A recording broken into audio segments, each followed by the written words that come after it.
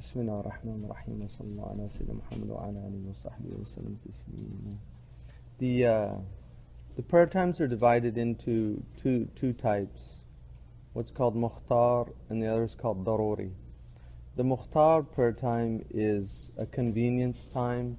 It's the time that you're given to decide for yourself when to pray. Obviously the best time to pray during the mukhtar is the early period, with the exception of dhuhr.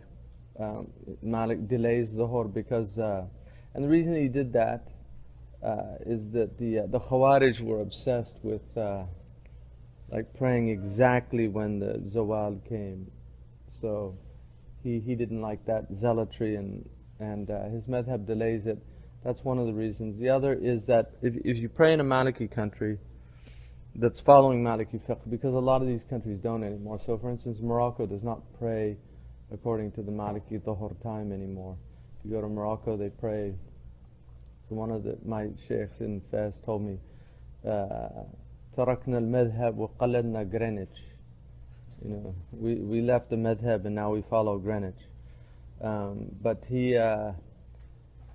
Dhuhr time is to 1 dhira' from the fate. We talked about the fate. Does everybody remember what the fate is?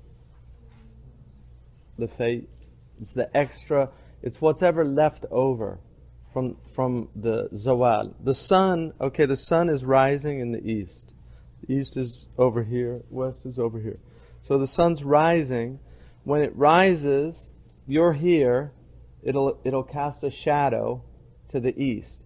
Now, as it's moving up in the sky, the shadow is getting smaller until it reaches the point where if you're in, because here's the south down here, and here's the north up here. We're in a northerly climate, right? Because in the equatorial countries like Sudan, Saudi Arabia, Pakistan, you get periods where the sun gets directly overhead. But if you're further than 26 degrees, then it's not. You're always going to have some leftover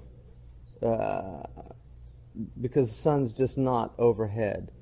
If you're in a really northerly climate, you're going to get a lot of shadow. So as the sun's coming up, the shadow's getting smaller and smaller. At the point that the sun is literally right over your head, I mean, it might be to the south, or if you're in Australia, it'll be to the north. But it's 90 degrees in terms of the dome of the earth. All right, you have a dome, and 180 degrees is the plane that we're on, because the circle is 360 degrees. So when it hits the 90 degree, that point is called istiwa. That's waqt al-istiwa. And the Arabs describe it as istawat ash-shamsu fi kabd as-sama.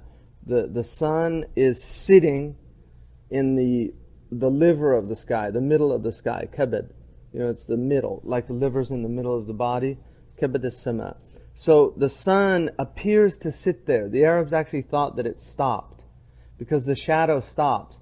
But now we know it doesn't. And I mean, the ulama knew, because Ibn Arafah centuries ago said it only appears to stop. So it's not like the ulama didn't know that, all right? But the simple Arabs thought that it stopped. So they call that istiwa, sitting, because it looked like the sun just sat there.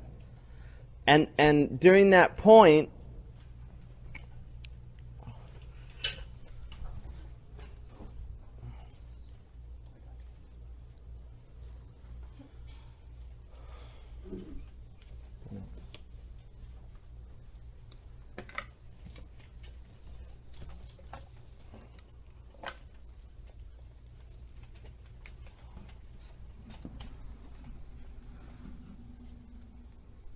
so we're here, okay? East, west, south, north. So when the sun rises here, all right, it moves up till it reaches 90 degrees here. This is 0 degrees, this is 180. And then obviously during the nighttime it's down here. So like I said, your shadow from here, because of the angle, right, your shadow is going to be cast. But as the sun's moving up, the shadow is getting shorter and shorter and shorter. And then when the shadow hits here at 90 degrees, that extra leftover is called fate. All right? It's called fate. That's the leftover shadow. That is what you will, once in Malik's madhab, you're supposed to see a discernible increase. So there's your fate, that little shadow there. Right now it's 2.5 feet because we measured it.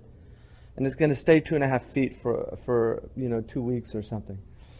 Once you start seeing a discernible move, now you're moving back towards the east. First the shadow was moving to the west, then it moves towards the east, so it begins to move this way.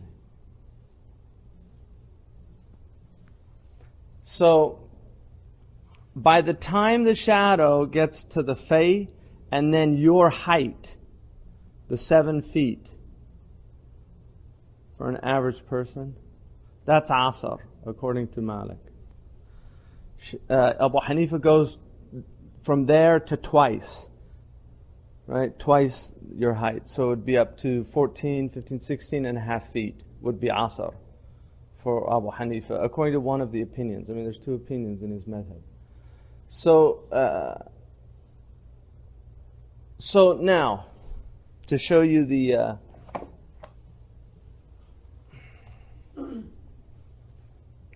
this is the book, by the way, on the Maliki Fiqh, but unfortunately it was supposed to be out. I was hoping to actually have it for this thing, but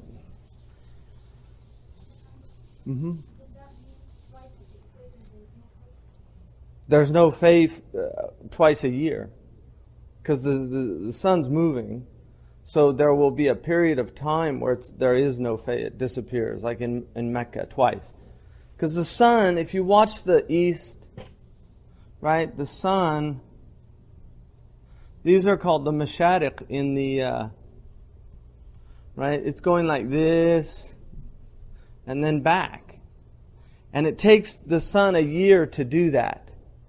So there's a period in the equatorial countries for a couple of months where it's twice a year. It'll be as it's moving back, right? Because it moves back right twice a year. So it'll return to these places, and during that time the fade disappears. All right, I mean around the time of the September and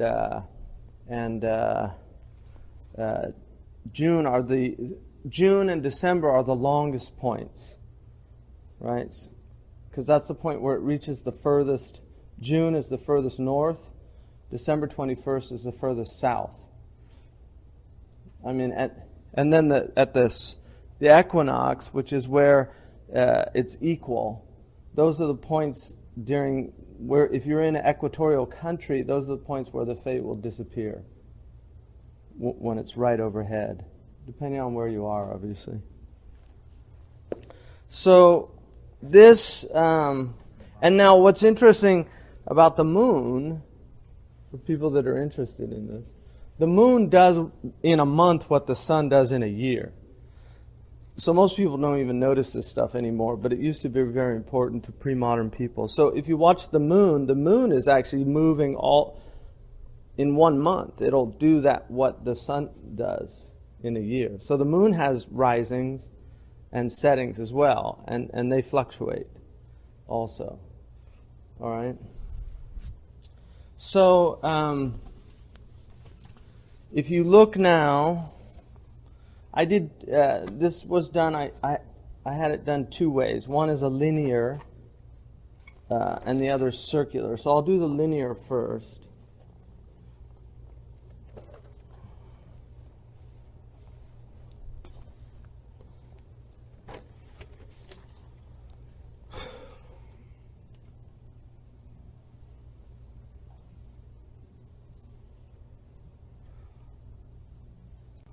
So, this period here is Fajr. Now, the sun, when it reaches 18 according to some, 15 according to others, and there is a difference. 3 degrees is about 12 minutes. So each degree in this 360-degree circle, each degree is about 4 minutes. There's a lag time every day, which is why we get calendrical problems. When you try to make solar calendars, you get problems. Lunar calendars, you don't get a problem because you're following the moon, and so it's going to change every month, right? But when the sun, when you fix it, because the sun actually takes 23 hours and 56 minutes to go all the way around, and this is, it's average, on average, you get that 4-minute lag time. So as that adds up, by the time you've got 4 years, there's a whole day, right? So you get your leap year. But anyway, 15, 18 degrees. Most of the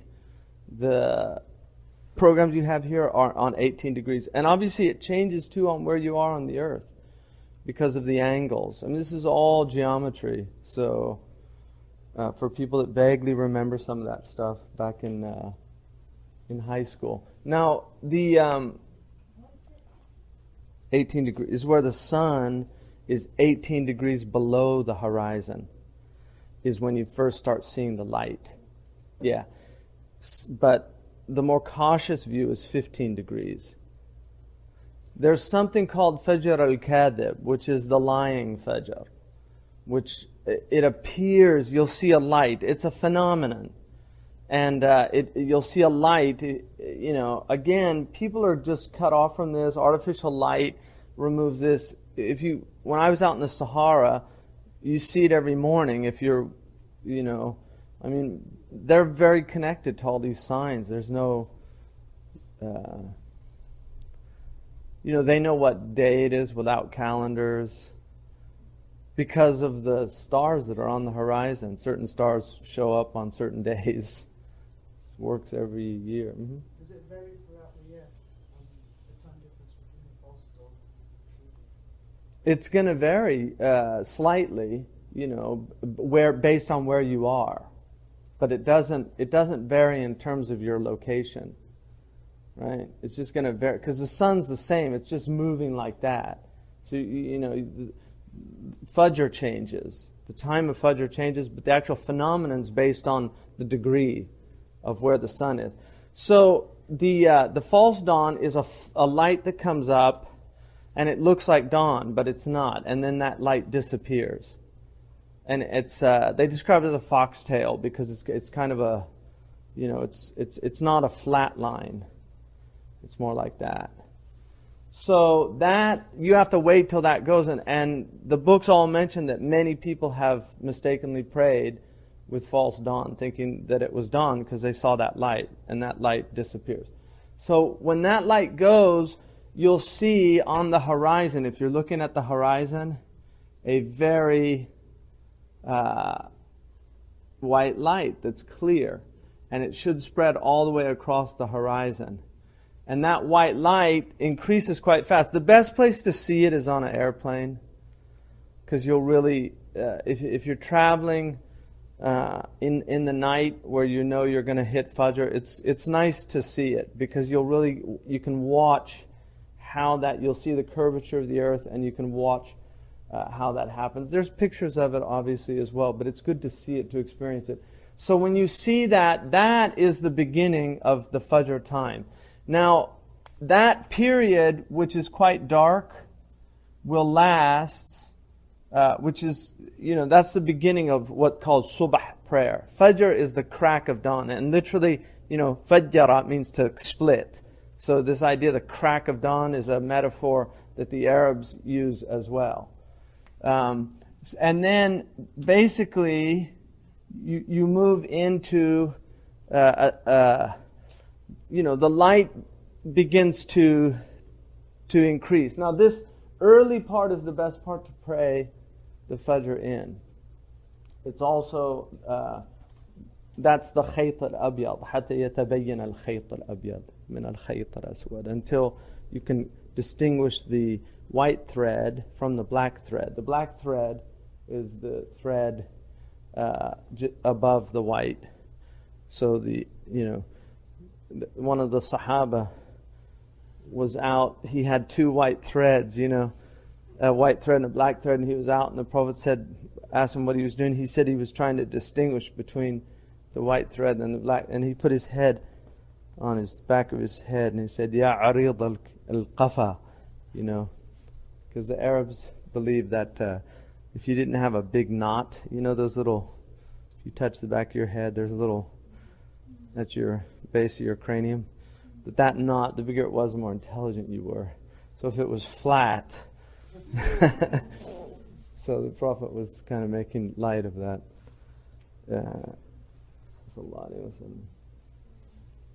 It's like dummy. Come on, dummy.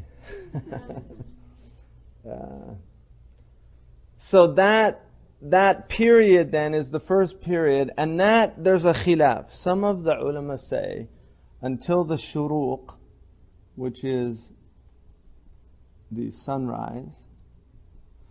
The shuruq would say is here, so the sun rises here. Until the shuruq, this is all mukhtar. That's one opinion. These are both strong opinions.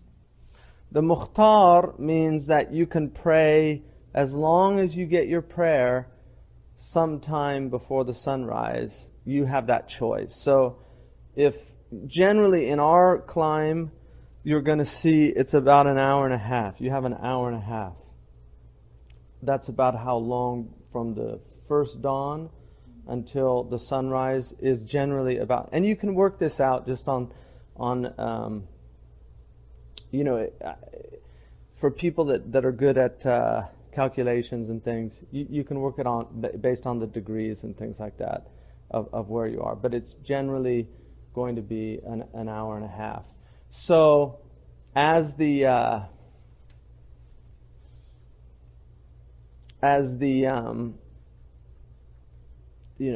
sun's moving up and the light becomes discernible, that's the second opinion. That the discernible light, which is the isfar, yusfiru, when things begin to be, so you can clearly distinguish things. So if you see people, you can make out their faces. Mm-hmm. What degree is that? I mean, that's going to be, it's probably going to be, it's usually like maybe 25, 30 minutes into the Fajr, The actual degree. Yeah, I don't know when the actual degree is. Called civil twilight? It's really interesting.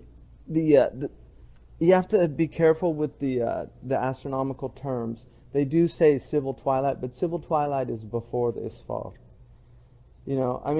Twilight, these are all old terms when people actually could see these things. You have dawn, and then twilight is both ends of the day. The twilight is that light that starts showing up.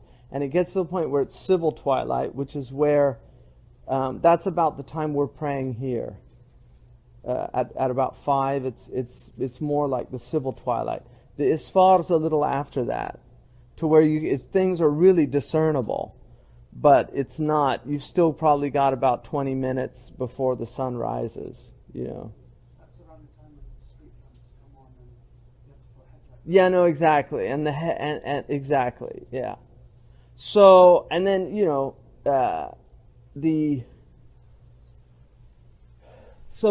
that's the second opinion, is that the time, this time is mukhtar, and then this time is daruri. Daruri is the time where you have to pray. If you don't, it's sinful. All right? So if you leave your prayer into the daruri time, it's sinful. And then the third opinion, which is the strongest opinion that most Malikis follow, is it's all daruri. The Fajr is not really a mukhtar time. That you should pray it as soon as you wake. If the Fajr is in, you should pray it within the time it takes. If it's at the masjid, you go to the masjid, or the time it takes to do wudu, to do your 2 rakats of raghiba, which we'll get into when we get into the nawafil, and then pray that time. So those are the opinions about, the mukhtar, the daruri of fajr. When would you say is there a time that it would be makruh to pray? Makruh. Like very close to sunrise, like 5 minutes before sunrise. Well, like I said, there's difference of opinions. One opinion is it's haram to delay that up till then. That you should be praying in that first time. If you wake up late, you should pray immediately. The prayer times are all dependent upon your niyyah. Like if you're lazy about it and you're just kind of waiting around, the Prophet ﷺ mentioned that hypocrites were people that waited till, وَإِذَا قَامُوا إِلَى الصَّلَاةِ قَامُوا كُسَالًا. When they get up to pray, they're lazy about it. In the tafsirs, they say they wait until the last time and then they get up, which is not necessarily a complete hypocrite. You have to remember, hypocrisy is a continuum. So the complete hypocrites don't even believe in Islam. These type hypocrites are people that they do believe in Islam. Like they don't want to lose the prayer time, but they have a nifaq in their faith. Their faith is just not... Because if somebody was there, they wouldn't be doing that. Right? So they're more concerned about people than they are about God. So if somebody was there, they'll it's time to pray, let's go. Whereas if they're out watching the football game, I'll just wait till there's only one more quarter or whatever. Do you see what I mean? So that's a type of nifaq. Nifaq. If the Daruri times when it's sinful to pray, and there's a opinion that says that all of the times is Daruri, then what's the implication? Well, that's just about Fajr. The other, Fajr and Maghrib, because the windows are quite short and they're the easiest prayers to miss, there's more stringent opinions on Fajr and Maghrib. The other prayers are quite lenient. Asr has a shorter window as well. But there's Asr has a reasonable amount of time before it gets into the daruri. Mm-hmm. Yeah? Does it mean then that any time you pray Fajr, you're not to do it, Fajr, yeah, I tend to, this period is for me, that's like a mukhtar period. If it's dark out, you've got some room. If it starts getting light, you should be concerned about, I wouldn't wait till the isfar, to where it's, things are really clearly discernible. Mm-hmm. If you do wake up late, for whatever reason, and you have to finish the prayer before the sunrise, or what if you're in the... You have to have 1 rakat, which means you have to have gone into ruku'ah before the sun rises and you're coming out. If you do that, then you've obtained the rakat in the time, and it's not qada. It's actually, you're doing ada. I'll get into that in a second, okay? So let me finish, because a lot of these questions are going to get answered. So let me just get through this section. Now, sunrise obviously is a period, in the Hanafi madhab, you don't pray during the sunrise. In Maliki, if you owe the prayer, you pray. Because the illah for not praying at sunrise is sun worshippers, and it's just not around anymore. There's probably still sun worshippers, but it's not a problem for the Muslims, So anyway, that if you owe the prayer, you pray, even if the sun's coming up. So if the sun if it's starting to come up, you see it on the horizon, and you haven't prayed Fajr, you just pray the Subh prayer, all right? And then when this goes up to the 90-degree point. And now, at the time the Fay comes, right? Which, like I said, according to Ibn Arafah, it's 1 degree, which is approximately 4 minutes from the 90 degrees. So that's quite quick, 1 degree. I wouldn't pray within 1 degree, but most of the prayer schedules, like I said, are based on this principle. It's like immediately after Zawal. So it's 91 degrees. The horse in. All right. But generally, I would give it 20 minutes from Zawal.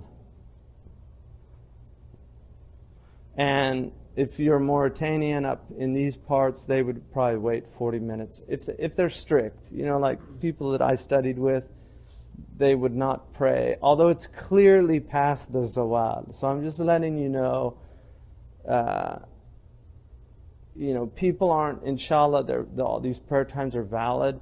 The only thing that I genuinely worry about is, like I said, most of the prayer schedules are based on zones. All right? So they're giving you a geographical region and they're saying that here's your 12 p.m.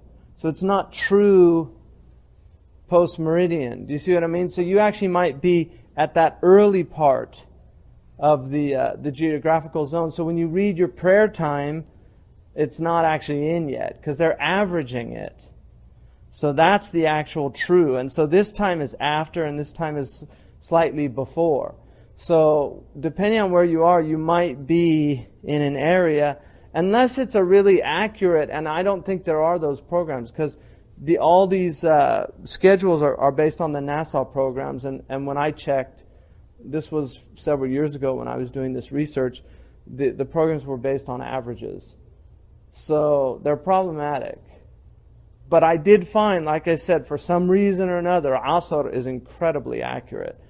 But we found discrepancies. We measured the Dhuhr every day. We did computer-generated graphs, so we found there was a problem with Dhuhr on the prayer schedules. When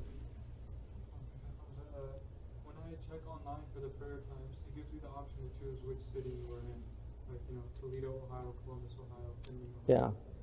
Those are all part of the same region, though? Well, yeah, they're done. They're averages. They're not. Okay, here's what you can do: check Houston, Texas, and then check a city, that's nearby Houston, and see if there's any change in the thing. Because, if there's no change at all, that it's an average. Say, if it's 20 miles away and there's no change in the prayer time, you have a problem, because the sun, that's a time lag. It takes you a certain amount of time. The sun is the Dhuhr, at that point, 20 minutes is a considerable amount of time when you're measuring shadows. Do you see what I mean? So their shadow, it's going to be reasonably close, but it's not going to be exact. Do you see what I mean? So you're going to have some time lag, and that's the problem with those prayer schedules. And like I said, we measured it. We did it ourselves to see, and we found discrepancies on these things. I had somebody going out every single day and doing computer, so it was very small increments just to see when the shadow stopped, and when the istiwa, and then when it moved went past the north to, and we found there were prayer schedules that were still, the shadow was still decreasing, and it was saying that Dhuhr was in. Now it's only a few minutes, like I said, but a few minutes is the validity of a prayer or the invalidity of a prayer, because you have to have yaqeen about prayer times. The only time you can have ghalib al-dhann is if it's shadow, if the sky is overcast or something like that, then ghalib al-dhann is permissible. Where the overwhelming preponderance of evidence, like I said, the craftsmen who say no, Dhuhr is definitely in. They don't have certainty. Now, some of these things you can argue, this is all pre-modern stuff, right? Because now we have all these. But my point is that all this scientific stuff is not as accurate as people think it is. Do you see what I mean? Because it wasn't designed, had Muslims done it, it probably would be accurate, because they would have designed it with this knowledge in mind. But most of our engineers never studied fiqh, so they don't even know what, and they don't even understand the average. Most people don't know about any of this stuff. People just follow prayer schedules, calendars. They tell us it's Mawlid, we have Mawlid. They tell us it's Ramadan, we have Ramadan. People don't know anymore. And most of the people doing this stuff don't know. That's my point, is literally they don't know. Because they didn't study this stuff. Most of the ulama that I studied with the exception of some of the Moroccans and the Mauritanians, have never done any of this. They read the chapter, They never did it. They never went out and measured shadow. They never did any of this stuff. No practical. It's all pure theory. Because they haven't been using this stuff except in places like Sudan or Mauritania, where you still have villages and people don't. Like, I told you, I was in the Haram of Medina, because there are several Mauritanians that I know in Medina that will not pray Dhuhr in the Haramain, because they think they pray too early. Which I don't agree with. But based on Malik's criterion, it's true. But anyway, so I was measuring inside the Haram one day, the shadow in the Haram Madani, and this guard came up. He said, "What are you doing? Majnoon? Are you crazy?" I said, "No, I was measuring the shadow." "What are you measuring the shadow for?" I said, "I'm just checking the Dhuhr time." He said, "The guy gave the adhan. It's Dhuhr." I said, "I know, I just wanted to see how close the two were." And then he got really upset. Like, don't do that. There was some old Bedouin guy who was down there. He said, my father used to do that, to check Dhuhr. And that's how long ago. But all this stuff, the prayer, Muslims have been using calendars for a long time, but they still learned all the stuff. Because the idea, it's like Rasam al-Quran. You can argue, why learn Rasam al-Uthmani? Because in the East, the Hufad, they don't know Rasam. You memorize Quran without Rasam. In Mauritania, they will not give you an ijazah in Quran without knowing how to write the Quran. That's one of the criterion of a Hafid, is that if all the mushafs disappeared on the planet, you could write it. Now, you can say, we don't need that, because now we've got millions. King Fahd printed millions of Qurans. They're everywhere. There's not going to be a problem. Well, when people were brought from West Africa to America as slaves, there were people that knew how to write the Quran, even though they were stripped of everything. So you could end up in Guantanamo Bay or something in an orange suit, and they don't give you a Quran. But if somebody was a Hafid, they could write the whole Quran out with the Rasam al-Uthmani. So that could happen. It's not foolproof. So all these things are meant to be preserved. They have to be preserved. And this is what tradition is. It's handing it down. People, the Sahaba were doing this. This is how they were determining their prayer time. They weren't determining it from, they didn't Google, I pray, to find out when the time was. So, now, when you get to the Dhuhr time here, all right, so Dhuhr starts here. Like I said, until the shadow is twice, right, here. Until the shadow is twice in the Hanafi, once in the Maliki. So if you're 7 feet and you're 7 feet tall, not 7 feet tall, your height is 7 of your feet, and the Fay was 2 feet, then when you get here to 9 feet, that's when the Asr is in. All right, and then the Asr prayer here, when the Asr prayer comes in, that according to the Maliki madhab is the end of Mukhtar time. So this is all Mukhtar. Malik is very generous with prayer times, because unlike the other madhabs, Imam Malik says that until the sunset, which we'll say is here, until the sunset, this is all daruri. This, at the time Asr comes in here, until sunset, is still daruri time for Dhuhr. So you're not praying qada, you're praying ada.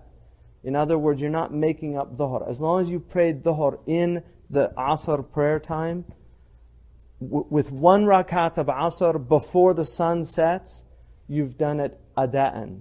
You've performed it in its time. Now, it's considered itham, you should say astaghfirullah, that you waited unless you had like surgery or you were saving a life, or even smudging fruit, is permissible, like to save wealth. It's permissible. Like, if you know orange farmers, when they have a heavy frost, have you ever seen smudge pots? They have these in lemon groves, orange groves, places where they have fruit groves.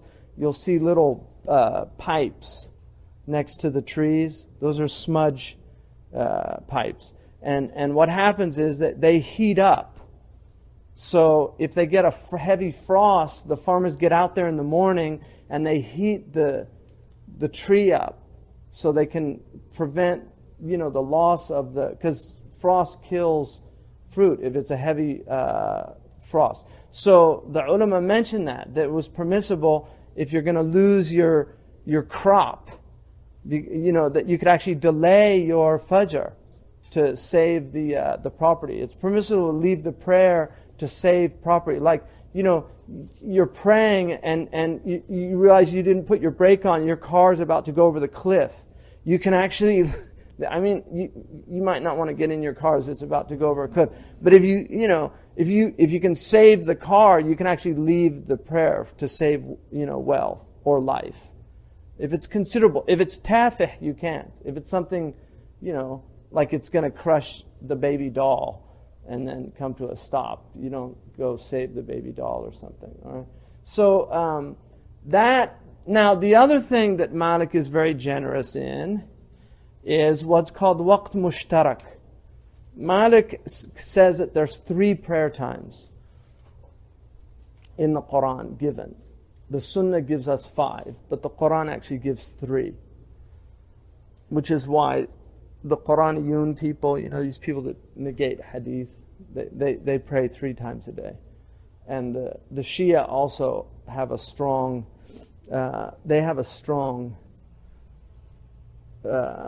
opinion that you can pray just those 3 times. Imam Malik said, because the Quran says to pray at ila duruk al-shams. The duruk al-shams is the male of the shams, the movement of the sun, which is dhuhr and asr, right? Wa ghasaq al-layl is the time when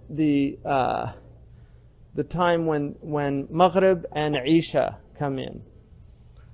And then Quran al-Fajr, and then pray at Fajr. So those are the 3 times that the Quran gives. There's no Dhuhr, Asr, Maghrib, and Isha are not mentioned in that way in the Quran. There's only 3 times. So Imam Malik also took that from the hadith, which is a Sahih hadith, in which the Prophet ﷺ, Jibril came and showed him the prayer times. And on one day he prayed, the man who asked the Prophet on one day he prayed at the beginning of the Dhuhr time, the next day he prayed at the end of the Dhuhr time, and said it's between those 2. The end of the Dhuhr time is the beginning of Asr time. There's about a 15-minute window where it is permissible and not sinful. It's makruh without a reason, but it's not sinful. It is permitted to join the Dhuhr and Asr. You can actually join the 2 prayers, and they're both prayed in their time, and it's not considered a sin to do that.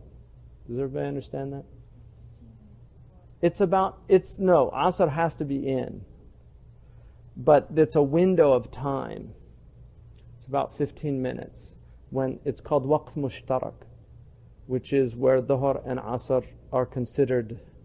It's not daruri yet for Dhuhr, it's still mukhtar at the very beginning of Asr time. If you delay it beyond that, then it's not. And the same is true for Maghrib and Isha. If you delay Maghrib up to the very end of Maghrib, because Maghrib, unlike the Hanafi madhab, which says you have to wait till the white is out, because they differ on the ghasaq, whether it's the ihmirar, the red, or is it the white light, the twilight, right? So dusk is the light that, the red light, the dusk from dawn to dusk. Dusk is the light that appears at the beginning of Maghrib up to the twilight, where it's red and yellow and all kind. The last color you see is green. It's the first color you see in the morning. It's called the green phenomenon. If you're ever at an ocean and you watch the sunset, pray Maghrib, You can sit and watch, and as the last light goes before the twilight, you'll see a green flash. It's quite extraordinary to watch it. So the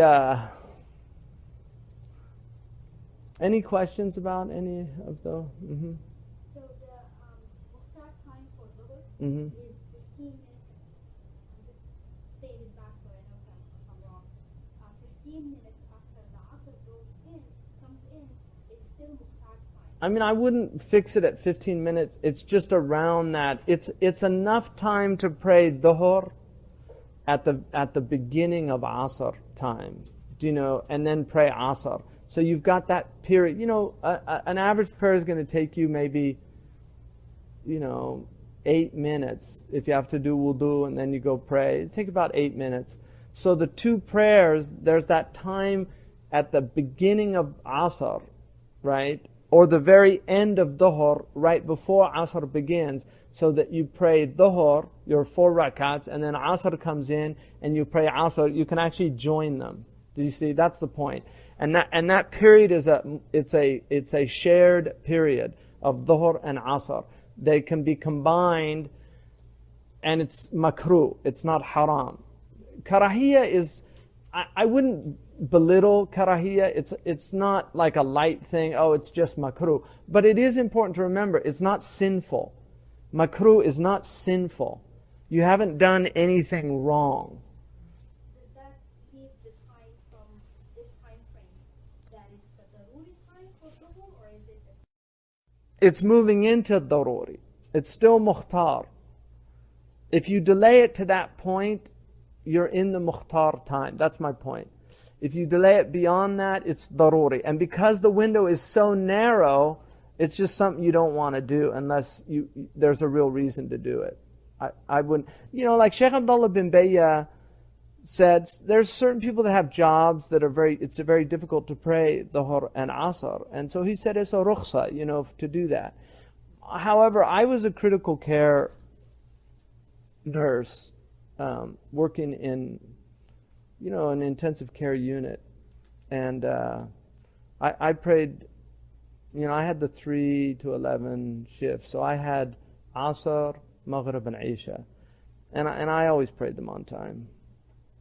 So, and I think that's about as intense a job as you're going to get with, so I just don't buy it when people tell me, I have this job and I can't. It's usually they're ashamed and it's hard for them to openly pray or something like that.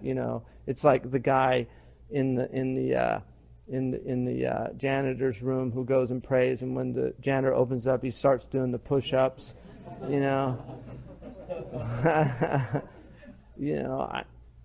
I mean, people should be ashamed not to pray. Yeah. I mean, I used to pray years ago, because we went to college together. I'd pray right out in the open on the college campus. I had a Christian come up to me once and said, watching you pray your prayer, it's really given that, I don't know why Christians are so ashamed not to pray in public. Like, he was encouraged by it, so.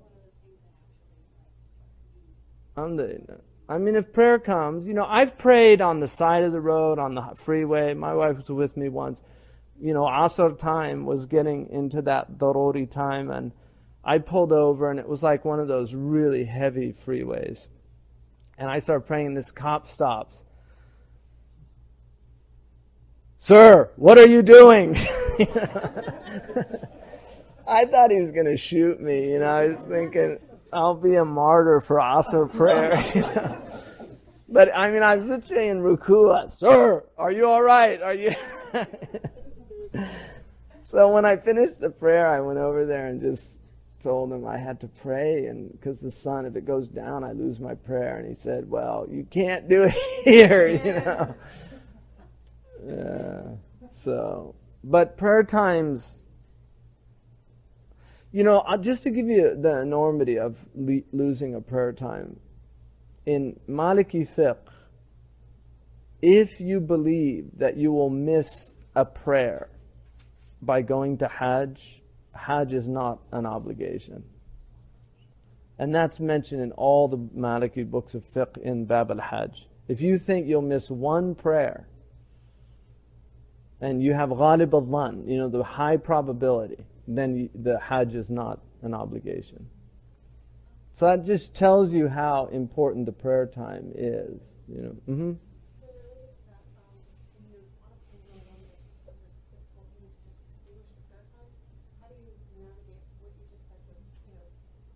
Airplanes. I mean, it's a problem, generally, there's two ways you can do it. You can do it based on the hadith about the prayer time. The Prophet ﷺ said towards the end of time, a week would be like a day, and a day would be like an hour. And the Prophet ﷺ said, how should we pray? Should we pray in the normal time? He said, فَقْدُرُوا لَهُ, estimate it. Now, if you're traveling on a jet plane, a day can be like an hour. The prayer times, if you're going towards the east, they really shorten up. So there's two ways that you can do it. One is to do it based on your point of departure and pray the times of the points of departure, right? And the other is to just hasten the prayer times up. Mm-hmm. If in Maliki you can do Jama, then that would make the option much easier. You don't have to worry about two separate prayer times.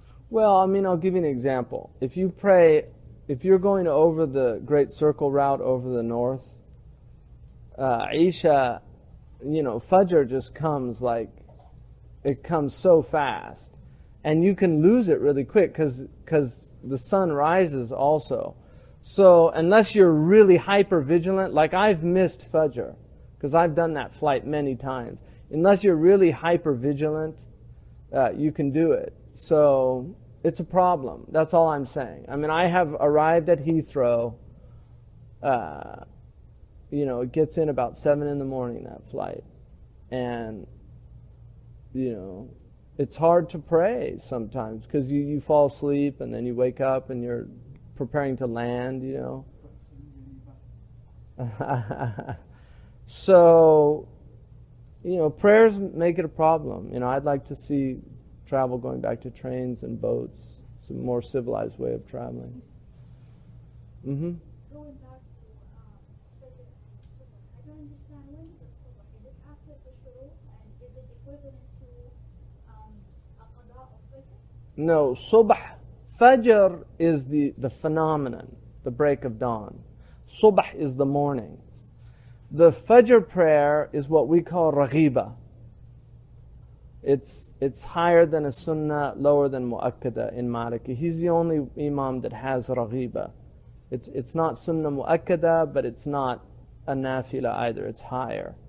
And that's the two prayers that you pray once the first light has shown up in dawn. That's called Fajr prayer.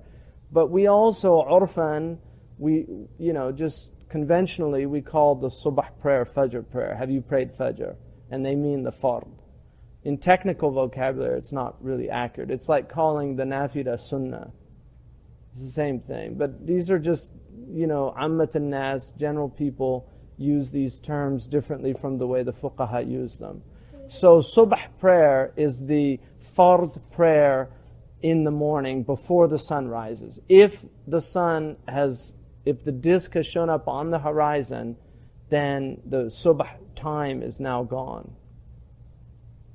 And you have to pray qada.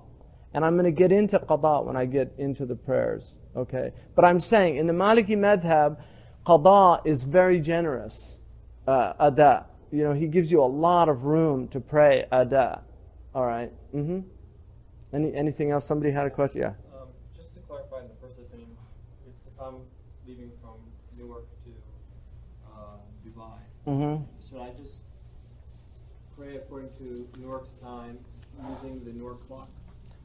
What I do generally, if I'm worried about it, is I do it that way, and then I make up the prayers later. Yeah, just ihtiyatan. Yeah, if I think I'm going to miss it, I pray the prayer according to the time I left.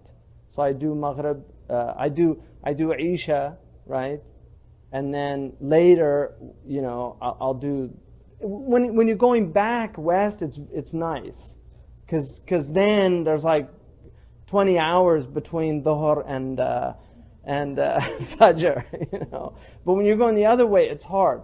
So if I wake up, I wake up. If I don't, then I pray it on my point of origin's time. But regardless of what you see outside your window, plane, Yeah. like No, if you see the light, you can pray.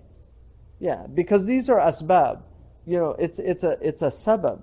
Once you see that Fajr light, it's Fajr. It doesn't matter if it took an hour to get that between Isha and Fajr.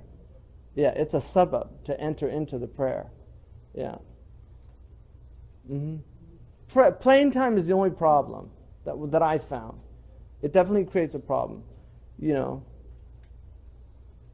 Maliki traveller, when you read the Zaman Asr, you get to bed and you walk to Mushtaq. I mean, we're gonna get to that, but when you can have jam'u taqdeem, which is to bring the asr forward to the dhuhr time, or you can have jam'u ta'khir, and that depends on where you are and where you'll be, and if you're in sayr or not, if you're actually in movement. Because unlike Shafi'i has jam'u al-mutlaq.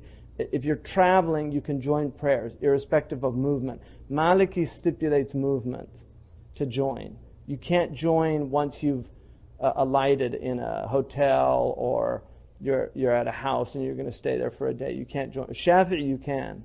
Maliki you can't. Maliki stipulates that you're actually in movement. That the bringing the prayer forward or delaying it is a rukhsa due to the difficulty of movement. Now you can do waqt mushtarak though, if you wanted.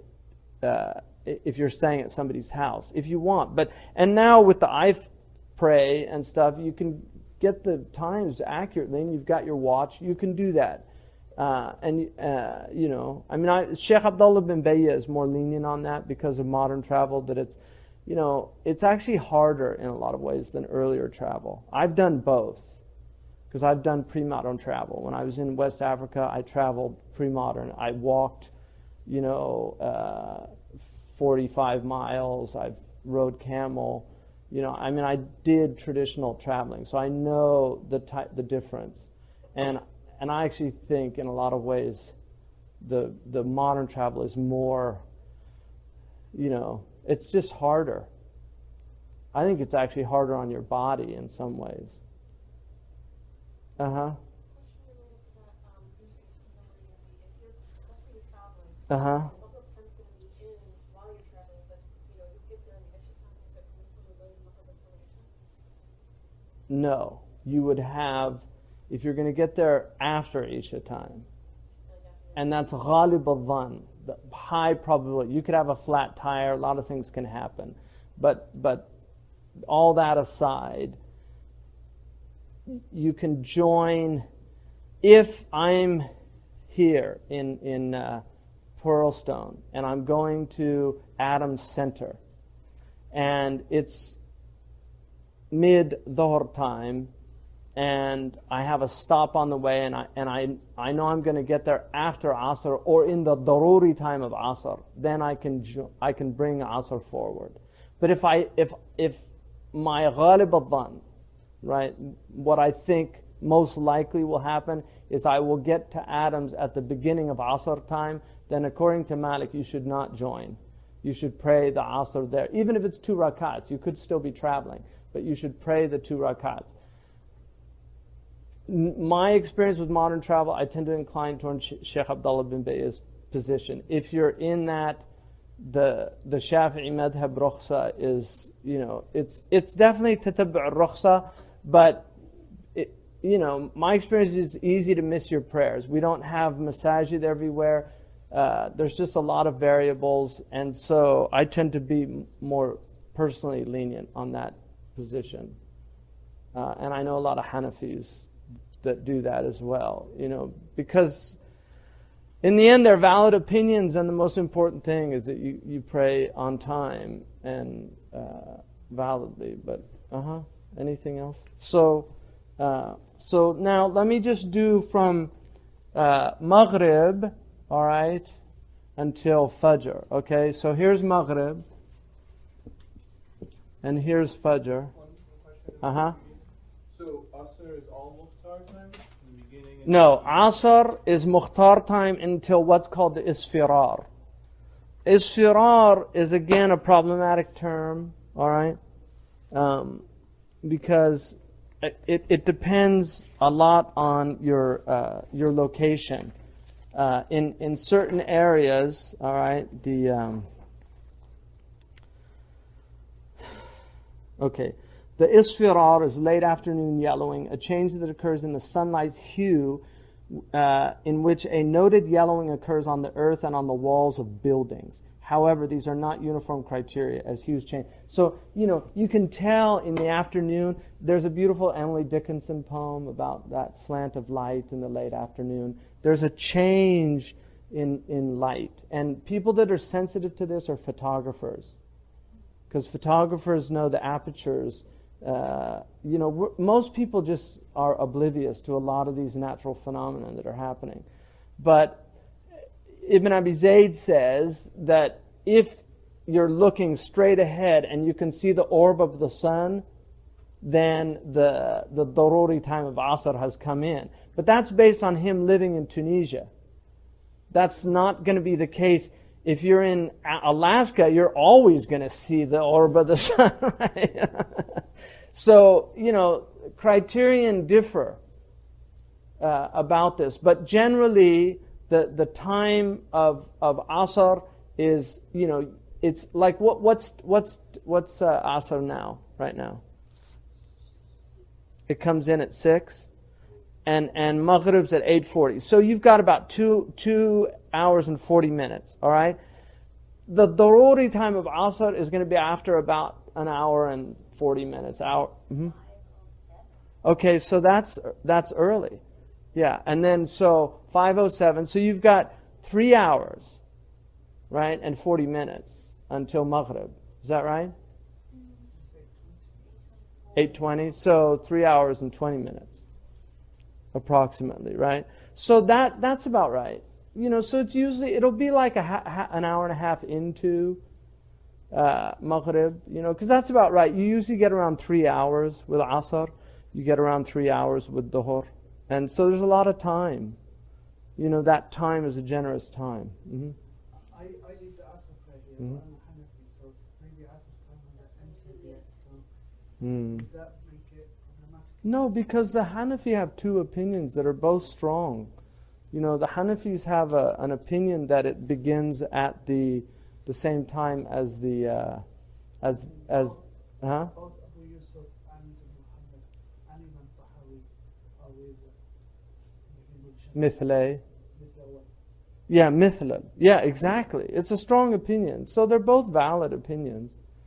So Rahma, people always use a case against the madhab. How many people have heard the argument that it got so bad they had 4 mihrabs at the Kaaba? How many have heard that argument? That is a complete lie and a slander of this ummah. It really bothers me that they put that out there.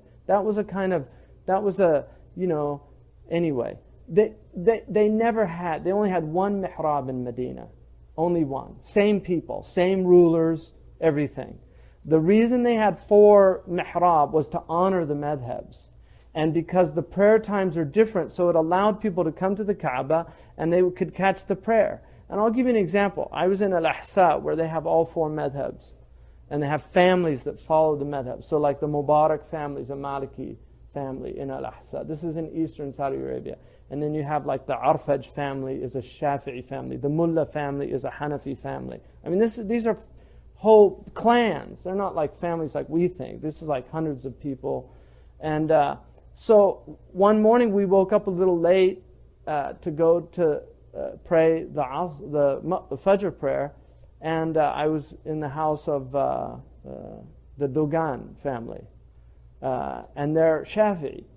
And they have a masjid right outside. But anyway, we got up late. I was with Sheikh Abdullah al-Qadi. So they said, let's go to the Hanafi masjid. because they haven't prayed yet. So we went and we prayed Fajr in Jama'ah, in the masjid, in the Hanafi masjid, and it was such a rahmah, and nobody was like, oh, we can't pray with the Hanafis, a'udhu billah, I mean, it's just a slander against the ummah, to say that somehow that they had those 4 mihrab because there was ta'assub. They were all friends, they were all people that respected and knew each other, the ulama all knew each other, It was pre-microphone too. Seriously. I mean, there wasn't microphone, so you used to have a musammi', which is the person the imam would say Allahu Akbar, and then about 10 rows down, the musammi' would say Allahu Akbar, and then 10 more down. So that's how they did it, pre-microphone. Yeah, that's what I was saying. It's the isfirar time is relative. Even the shadows are going to be relative to where you are. So Maghrib, once Maghrib comes in, and astronomical Maghrib is when the sun is halfway down. So if you look in the newspapers and it says sunset, that's what they mean. So you can't follow. You have to give it a couple of minutes from the newspapers.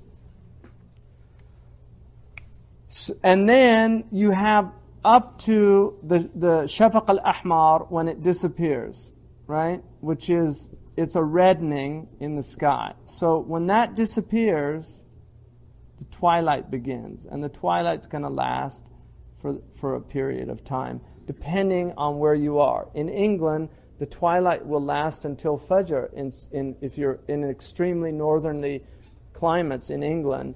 And so these poor Hanafi people are stuck up there. They can't break their fast until Fajr, and by the time they can break their fast, they have to start the fast for the next day. So they lose a lot of weight during Ramadan. Yeah, they just drop dead. So that period here, most Malikis say that it's daruri. It's not mukhtar. Some say up to the shafaq is mukhtar. And then Malik says all the way up to right before Fajr, in which you can pray 1 rak'at of Isha, is the daruri of Maghrib. So Maghrib prayer in the Maliki madhab goes all the way up to right before Fajr, unlike the other madhabs. So now, here's another way to do this. In traditional cosmology, you have 12 hours of the day and 12 hours of the night.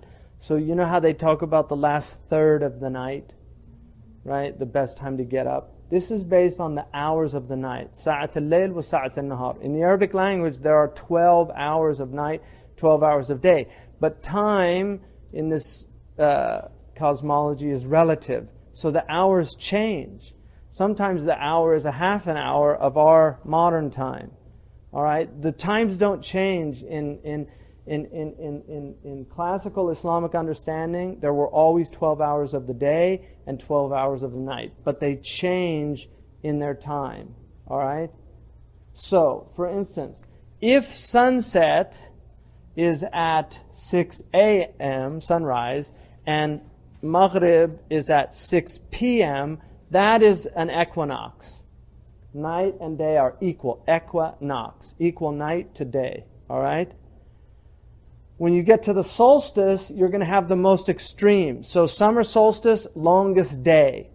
Winter solstice, shortest day. But the 12 hours of the night and the 12 hours of the day in our system have not changed. So if you have, this would mean, when you say, for instance, that you should pray the Isha prayer should be prayed by the first third of the night. So you divide the 12 hours, so 4 hours is going to be a third. So the night is divided into these thirds, right? So this is 4 hours, this is 4 hours, and this is 4 hours. Got it? And those are your thirds of the night. So when they talk about the last third of the night, which is a blessed time, it means the last 4 hours. But they're not 4 hours that are 60 minutes. They're 4 hours. That's why the Salaf said, Ashita Rabi' al-Mu'min.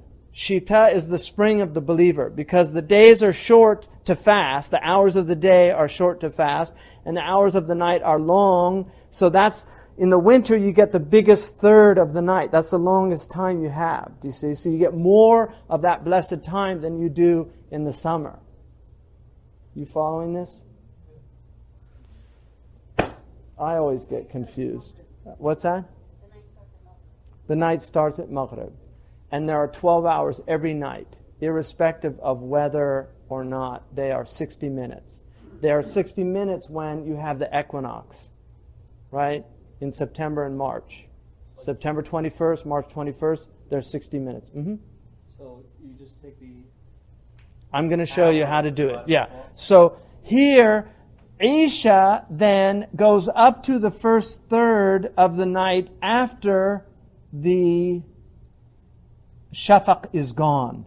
So if the Shafaq will usually take about an hour and 20 minutes, something like that.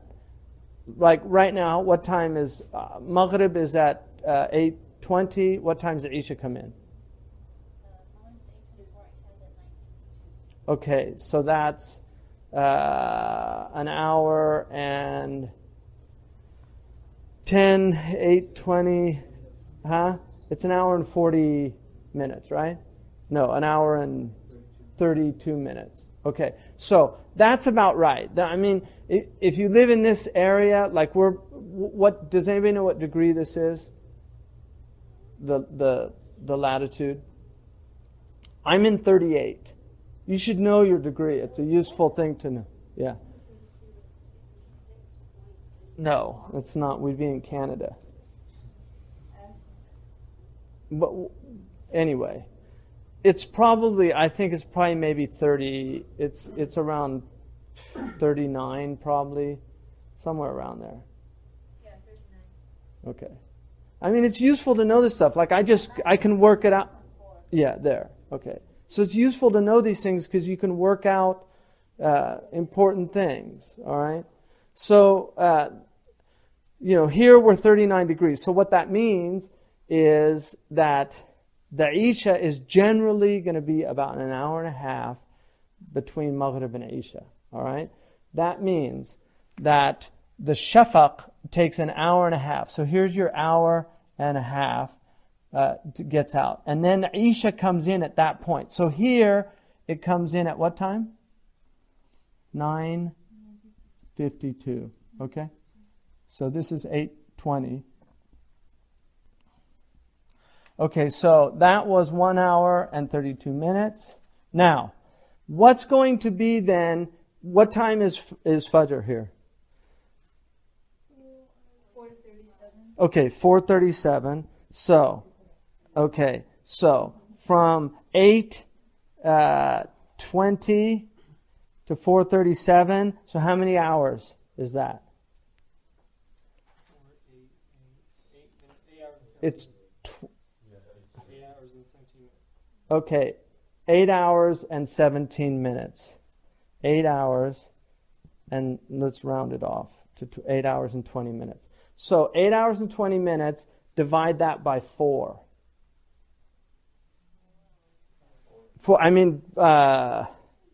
Yeah, 3. Get your 4 hours. Yeah, your 12 hours. So you're going to divide that by 12. How much? Does anybody have a calculator? No, it should be that you're going to have opposite. What are we dividing by 12? Yeah, 8:20 divided by 12. 8 hours and 20 minutes? Yeah, 8 hours and 20 minutes. It's going to be point something. Maybe 8.33 divided by 12. 8 and a third. 48.3. Yeah, okay. Is that Is that right? 48? Is that right? Okay. Well, I did. It doesn't seem right. Divided by 12? Is it 580 minutes? Let's just do 8 divided by 12. Is it 580 minutes? 8 hours. 43 minutes. It's 43 minutes, an hour. That's it should be around 43. So yeah. So 43, so each hour is 43 minutes of the 12. So if you multiply, what's 12 times 43 then? That should get it. 516. Yes, and then so you add the two together and you should get, Divide by 16. That's 500 minutes, and we got 516, so we're just a little bit off. okay. Yeah, divide by 6 is 8.6, which is 8. There's an easier way to do this. My mentation's a little slow right now. So you got the point. It's about 43 minutes. So if you want to find out, then, each one of these is 4, right? 4 hours, but each hour is 43 minutes. Do you got it? Yeah. It's interesting, huh? We should call them units instead of hours. Well, no, they are sa'a though. They're hours. They're not units. They're sa'a.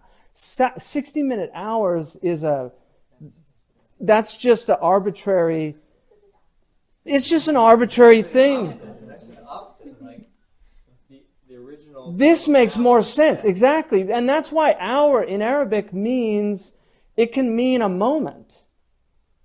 Like qama min sa'atihi. He got up immediately. So the sa'a, the hour, is a relative term. That's the whole point of all this. All right. So if you take this, then if we're 8 hours and 20 minutes, what's 1/3 of that would be?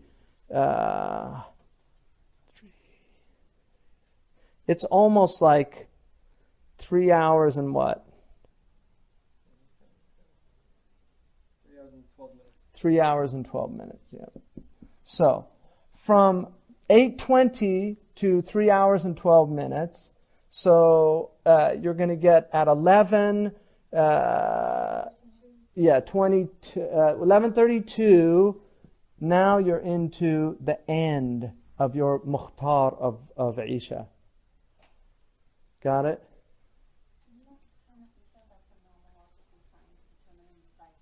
No, you do determine the beginning by the phenomenological sign, but the time that the daruri comes out is done by the third.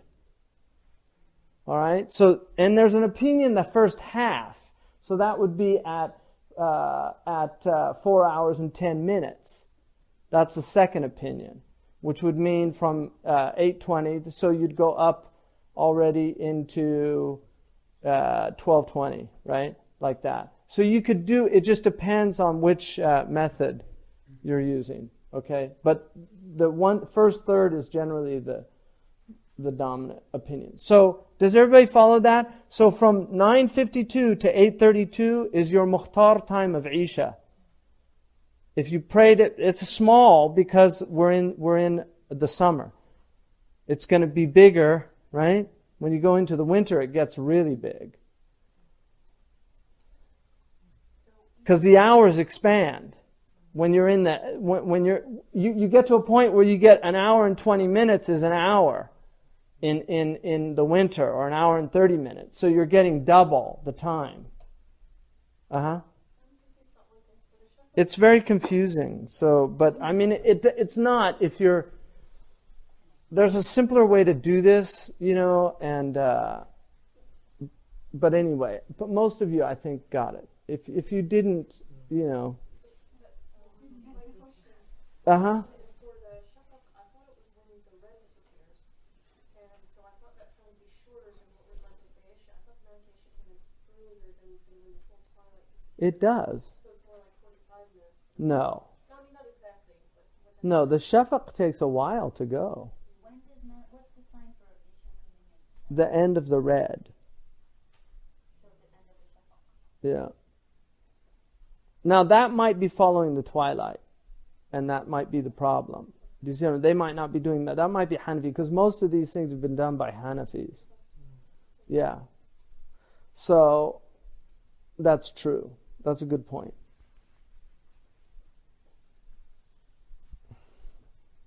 Because the Hanafis rule.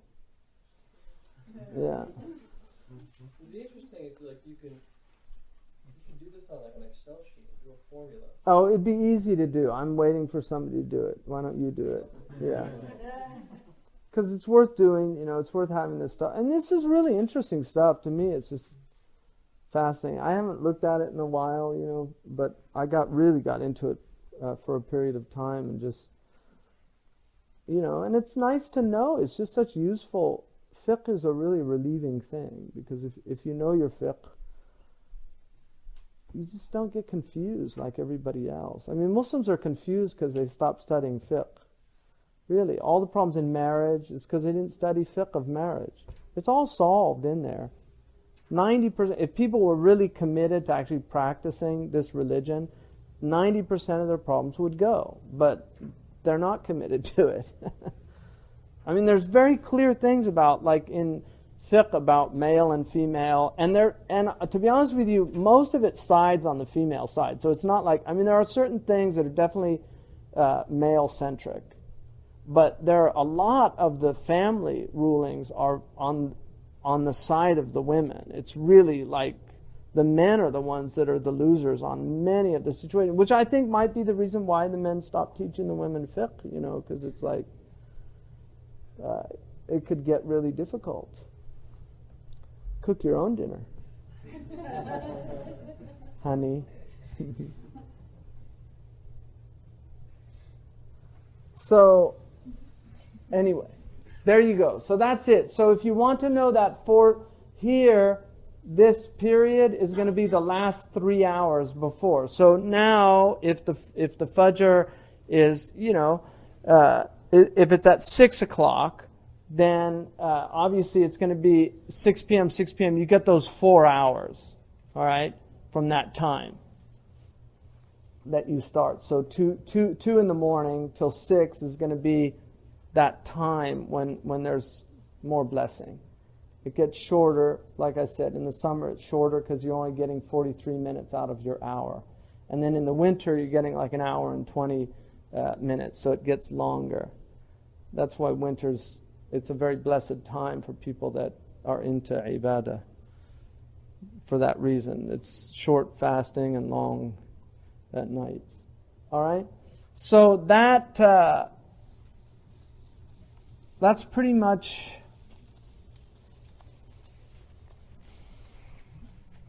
the prayer times that I can think of. Is there any other? Well, also,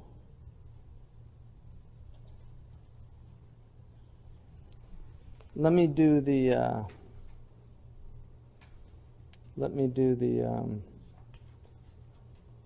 what's that?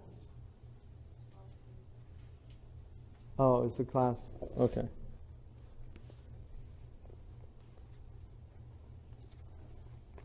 We have a time in North America where during the summer. What's that? Is there Kabad as-sama. We don't, like in the Hanafi, the istiwa. No, I mean at night time during the summer. Do you have a time where the shafaq abiyad just remains for the whole night? So then. Not here. But there are places where that's true. If you're in an extremely southerly or northerly climate, you'll get the red glow for a long, long time because the sun's so low on the horizon. This is it's called The Helping Guide. Soon to be available at your Romy bookstore. It's alhamdulillah. It's pretty much got all the ibadat in it. It has a lot of nice charts, and so it's a lot. I mean, this is all somebody would need for ibadat to do the 5 pillars, and then it's got a few other things in there that are useful. Well, I'm trying to just have things that are like the Tahawiyya. You know, that took a long time, but if you go through it, you'll find that there aren't mistakes in there, and it's a critical Arabic edition. You know, the language. It just takes time to do something well, and then. So I'm not going to say, because this should have been out. I thought it was going to be out a while ago, but it hasn't. So I'd just rather, inshallah, when it gets done, it gets done. We're trying to do it.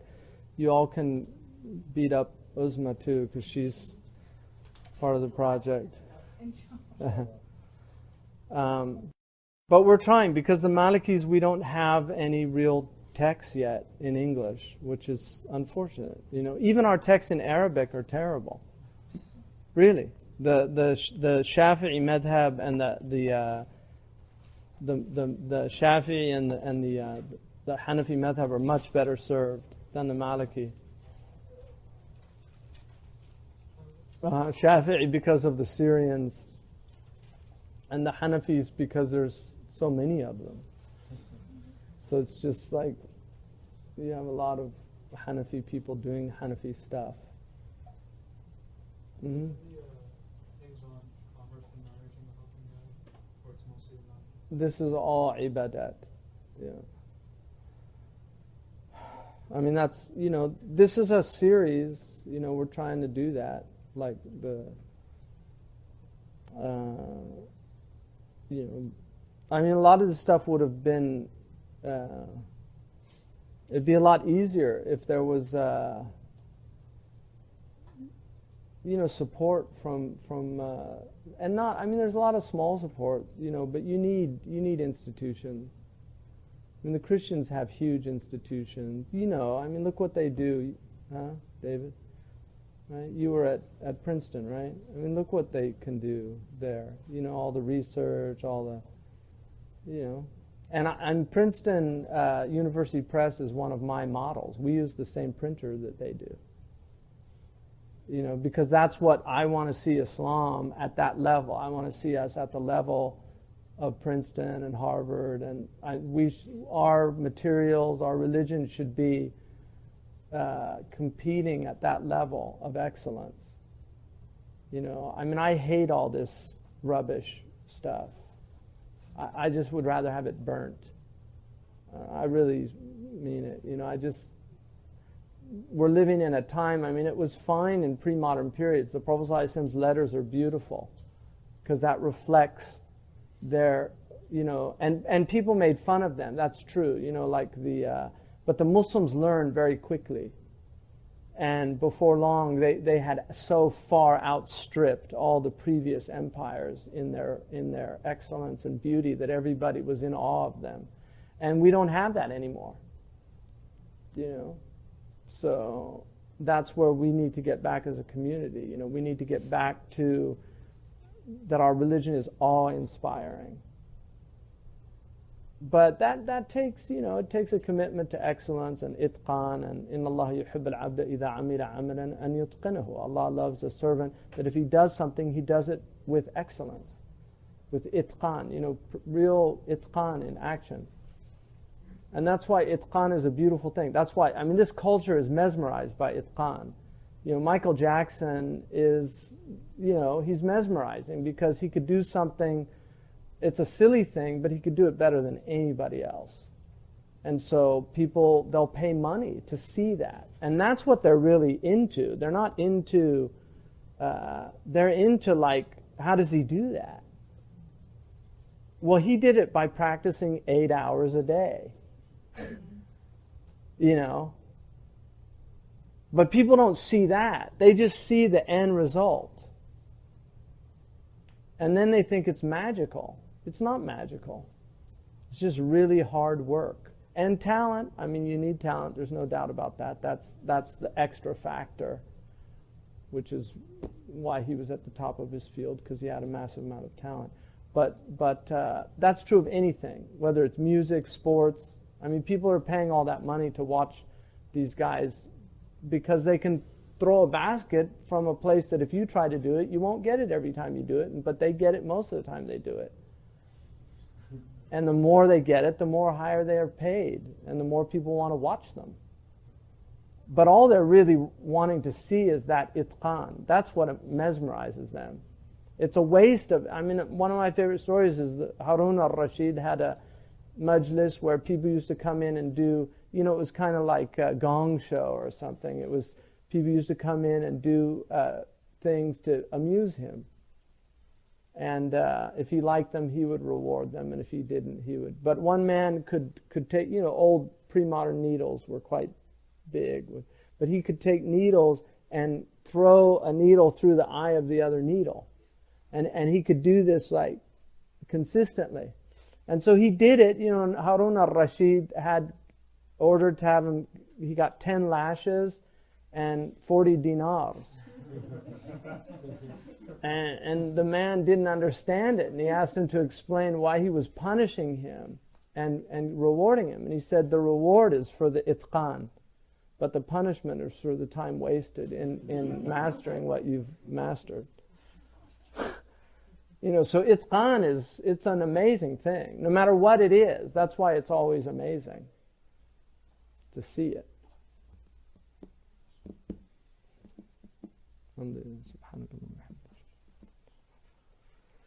All right, Maliki people.